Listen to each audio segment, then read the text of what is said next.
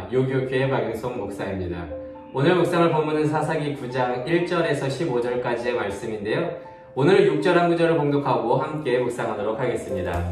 세겜의 모든 사람과 밀로 모든 족속이 모여서 세겜에 있는 상수리 나무 기둥 곁에서 아비멜렉을 왕으로 삼으니라.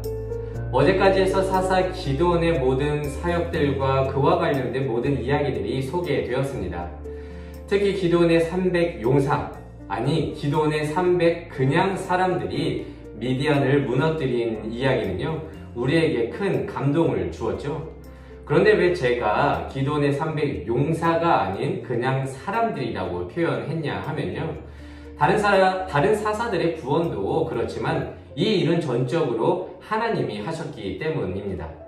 우리는 곧잘 오해를 하는데요, 용사라고 하니까 뭔가 잘 훈련이 되어 있을 것 같고 힘이 있을 것 같은, 그래서 일말의 어떠한 전쟁의 승리 가능성을 그 용사들에게 무의식적으로 찾을 수 있기 때문에 하나님의 전적인 일하심을 놓칠 때가 참 많거든요.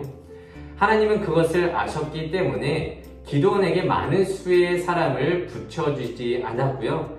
기드온도 당연히 이 전쟁이 인간적인 승률이 0%였다는 것을 잘 알고 있었기 때문에 결국 이 전쟁을 통해서 기드온은 하나님께서 하셨음을 알고 다음과 같이 겸손한 고백을 하게 됩니다. 그것은 무엇이냐 하면요, 전쟁에서 극적으로 승리한 기드온을 보고 이스라엘이 당신이 왕이 되어줬으면 좋겠다라고 말을 하니까 23절에서 이렇게 말했어요. 내가 너희를 다스리지 않겠다. 기드온이 내가 너희를 다스리지 않겠다. 여호와께서 너희를 다스릴 것이다 라고 이렇게 겸손하게 고백을 했단 말이죠. 그렇게 아주 겸손하게 왕권을 거절하였지만 그 겸손함도 잠시 그는 자신이 행한 업적에 상응하는 보상을 내심 바랬던 것 같습니다. 그래서 그는 금 에봇을 만들었었는데요, 제사장이 입는 에봇을 원래 재료가 아닌 금으로 만들었다는 것은 입으려고 만들었다기보다 내가 어떤 특별한 존재다, 그러니까 자신이 신탁받은 존재라는 것을 보여주기 위한 과시용으로 만들었다고 볼 수 있습니다. 게다가 그는 사사로서 왕은 아니지만 그에 상응하는 지위를 갖고 있었기 때문에 아내를 많이 두지 말아야 한다는 율법을 고려해 볼 때에 첩까지 두면서 자식을 70명이나 둔 것은 결코 바른 행실이 아니라고 볼 수 있습니다. 이러한 모습들을 종합해 보았을 때 그는 어느 순간 하나님의 일하심을 망각한 세속적 가치 속에서 자신의 유익을 위해 겉모습만 사사인 자로 몰락했음을 이전 장까지 해서 우리는 알 수가 있습니다. 그리고 오늘 기드온의 70명의 아들 중 한 명인 아비멜렉의 이야기가 이어지고 있는데요, 그도 아버지 기드온과 같은 행보를 걷게 되는, 아니 그것보다 더 심한 행보를 걷게 되는 인물로 소개되고 있습니다.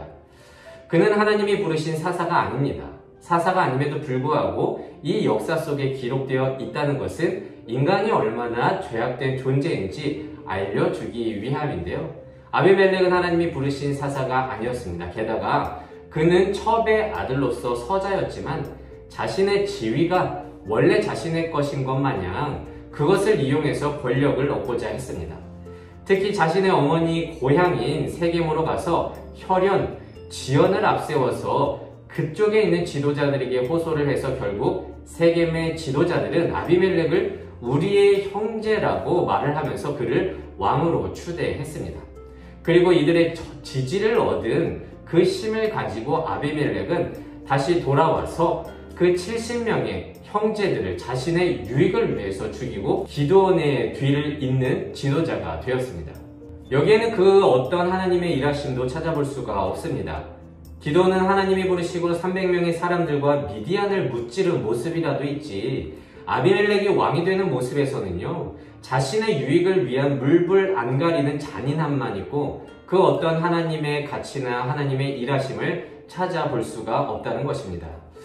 게다가 아비멜렉을 지지한 세겜 사람들도 똑같은 모습을 보이고 있는데요, 이들은 오직 그가 세겜 사람이었기 때문에 선택한 것이지 그 기준이 하나님이 절대로 아니었습니다.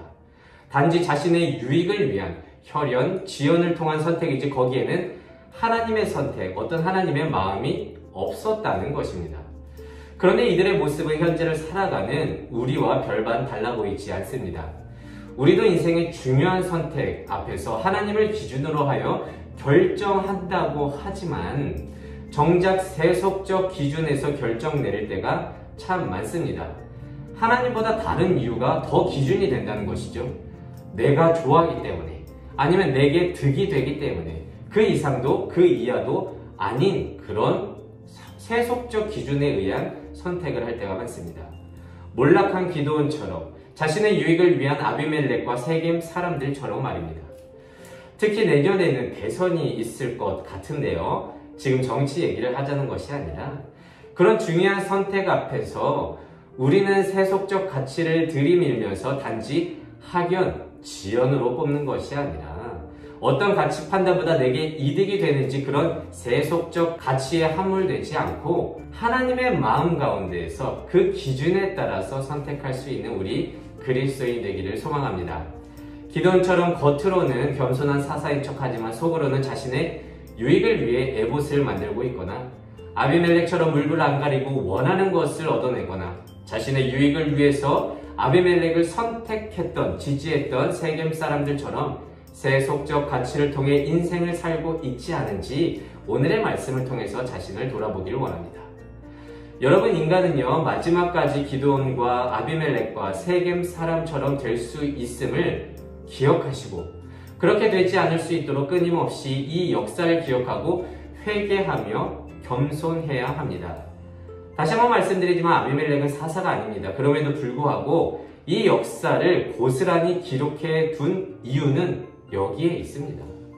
내가 뭔가 이루었을 때 그 업적이 내 것이라고 여기는 자아를 주님 앞에서 내어놓고 우리는 항상 엎드려야 하며 삶의 중요한 결정 앞에서 세속적 가치보다 하나님의 정신을 생각할 지혜를 구해야 한다는 것입니다.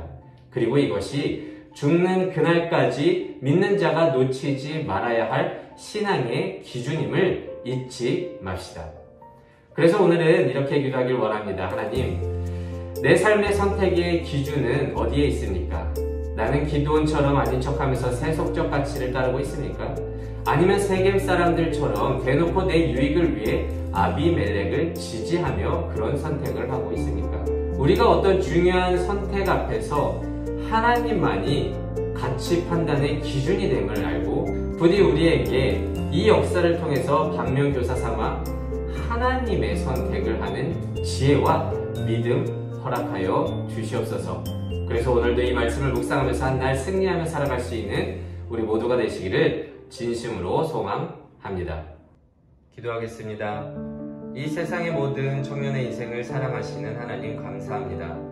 오늘 아비멜렉이 이스라엘의 권력을 잡는 것을 보면서 우리의 삶을 돌아봅니다. 그의 아버지 기드온은 자신의 권력을 위해 에봇을 만들었고 아비멜렉은 세겜 사람들에게 혈연 지연을 강조하였고 세겜 사람들은 자신의 유익을 위해 그를 선택하였습니다. 여기에는 어디에도 하나님을 찾아볼 수가 없습니다. 그리고 앞으로 보겠지만 이 세속적 가치들의 선택은 멸망뿐임을 우리는 알게 됩니다. 하나님, 우리네 삶의 결정 앞에서 부디 하나님의 말씀과 그 마음이 우리의 기준 되게 하시고 이 역사를 반면교사 삼아 주의 길을 온전히 걸어가는 청년 그리스도인 되게 하여 주시옵소서. 감사드리며 예수님의 이름으로 기도드립니다. 아멘.